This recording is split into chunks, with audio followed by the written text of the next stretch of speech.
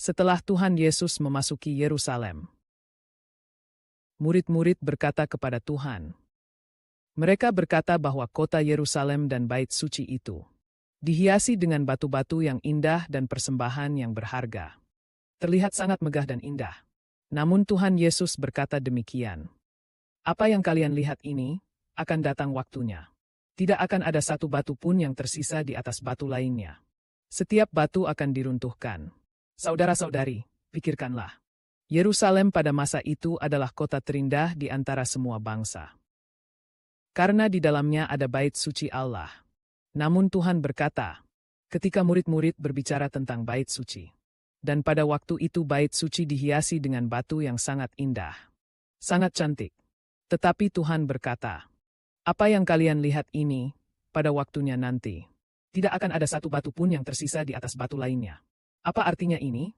Hanya bisa dikatakan, meskipun seseorang, bahkan sebuah kota, yang memiliki bait suci Allah. Bait suci Allah berada di kota itu. Dan kota itu disebut kota suci, kota yang kudus, sebagai lambang. Kota tempat Allah berdiam. Namun meskipun bait suci Allah ada di sana, meskipun kota itu disebut kota suci, kota para kudus, tetapi kota itu dihadapkan pada kejahatan yang banyak, penuh dosa, Allah akan meruntuhkan kota itu. Bahkan bait suci Allah pun akan dibongkar. Mengapa Yerusalem harus dihancurkan? Karena Yerusalem penuh dengan kejahatan.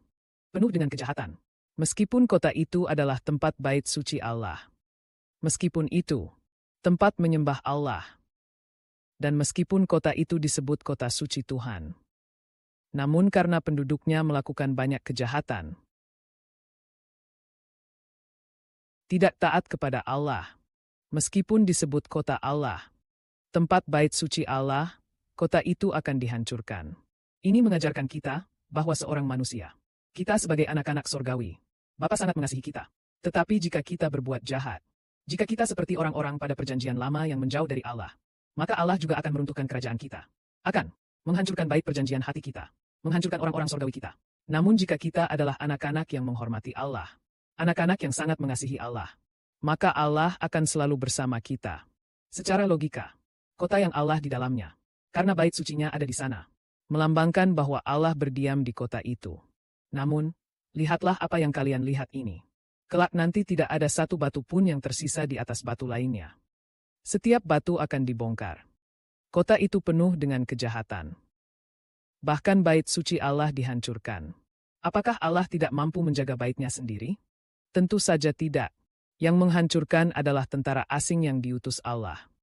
Allah mengirimkan raja bangsa asing untuk menghancurkan kotanya. Karena kota itu telah meninggalkan Allah. Yang tinggal di sana bukan Allah, melainkan setan dan berhala. Para imam yang melayani di bait suci, bukan melayani Allah, tetapi berhala.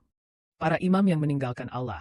Oleh sebab itu, Allah meruntuhkan baitnya, meruntuhkan kotanya, dan membatalkan perjanjian lama. Ini melambangkan penghapusan perjanjian lama, dan juga penghapusan kota pada perjanjian lama. Melambangkan penghapusan kerajaan pada perjanjian lama. Menghancurkan bait suci, berarti Allah menghapus perjanjian lama. Menghapus kota suci, artinya Allah menghapus kerajaan perjanjian lama. Dan mendirikan kerajaan baru, negeri Israel sebagai kerajaannya. Perjanjian baru, untuk kerajaannya. Mendirikan bait perjanjian baru, untuk perjanjiannya. Inilah alasan Allah menyukai keadilan dan kebajikan. Orang yang hatinya jahat, meskipun hatinya jahat pada bangsa-bangsa, meskipun bangsa itu disebut sebagai kerajaan Allah, juga menjadi kejujuran Allah, Allah akan menghancurkannya. Terlihat bahwa Allah kita membenci kejahatan. Allah yang mengasihi keadilan. Dia adalah Allah yang adil. Amin.